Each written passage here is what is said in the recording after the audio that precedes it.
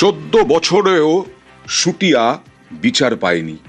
14 বছর আগে শিক্ষক বরুণ বিশ্বাস খুন হয়েছিলেন। তারপরে পালা বদলের আগে তৃণমূল সরকার ফাইল আর খোলেইনি। এবার বরুণ বিশ্বাসের পরিবার জনতার দরবারে এলেন। শুভেন্দু অধিকারীর সঙ্গে দেখা করলেন, মুখ্যমন্ত্রী আশ্বাস দিলেন এবার বিশেষ সরকারি আইনজীবী নিয়োগের খবর আছে। কথা বলবো প্রতিনিধি অনিরুদ্ধর সঙ্গে।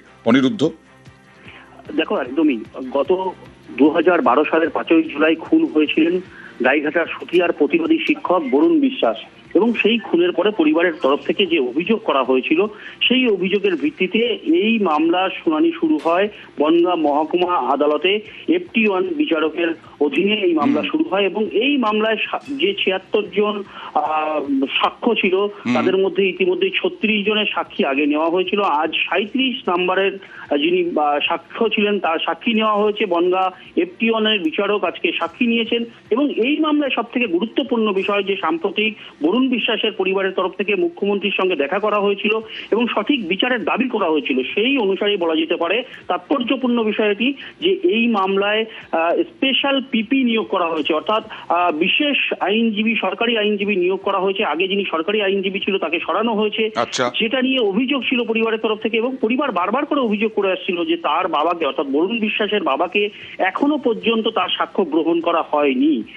আজ কিন্তু তাৎপর্যপূর্ণ বিষয় যে যিনি সরকারি আইনজীবী হয়েছেন, স্পেশাল সরকারি আইনজীবী, তিনি কিন্তু জানিয়েছেন যে আগামী যে শুনানির ডেট রয়েছে সেদিন বরুণ বিশ্বাসের বাবা সাক্ষী গ্রহণ করা হবে, যেটা এই বরুণ বিশ্বাসের মামলায় প্রথমবার বাবা সাক্ষী দেবেন আগামী শুনানির দিনে। এবং আইনজীবীরা জানিয়েছেন যে বিচার প্রক্রিয়া যেমন ভাবে চলছে তাতে অবশ্যই এই মামলার নিষ্পত্তি হবে দ্রুততার সঙ্গে, সেই ব্যবস্থা গ্রহণের জন্য আরেকটু থাকবো এই খবরটায়। সেই কারণে অনিরুদ্ধ, তোমার কাছ থেকে জানতে চাইবো যে বরুণ বিশ্বাস, মানুষকে মনে করিয়ে দেওয়া, বরুণ বিশ্বাস প্রতিবাদী, কিসের প্রতিবাদের জন্য প্রাণ দিতে হয়েছিল? বরুণ বিশ্বাস এলাকায় প্রাথমিকভাবে নারী নির্যাতন, ধর্ষণ এর প্রতিবাদে যে সুকিয়া প্রতিবাদী মঞ্চ, সেই প্রতিবাদী মঞ্চের সদস্য ছিল এবং পরবর্তীতে বরুণ বিশ্বাস ওই এলাকার যে খাল রয়েছে, চালন্দি খাল, বিভিন্ন রকম যমুনা, ইছামতি সংস্কারের জন্য আন্দোলন করেছিল এলাকার মানুষ। এলাকা প্রতি বছর বন্যা কবলিত হয়ে পড়তো, সেই কারণেই এলাকার মানুষের আন্দোলন ছিল।